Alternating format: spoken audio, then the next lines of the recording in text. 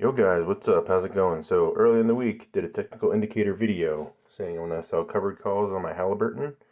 Well, this is it. I think this is the time. So let's go over and do that. I have 300 shares, so I'm going to do a full spread.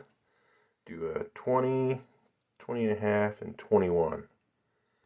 So 3 covered calls, 3 strike prices. And as you can see, I have 300 shares long in the upper right hand corner there. So I'm not going to get too greedy on this one, but I'll take it. Alright, so I'm going to generate about 188 in cash right now. Alright, view the order. There we go. Executed, finally. And now we have 300 shares of haliburton that I've made a small profit on.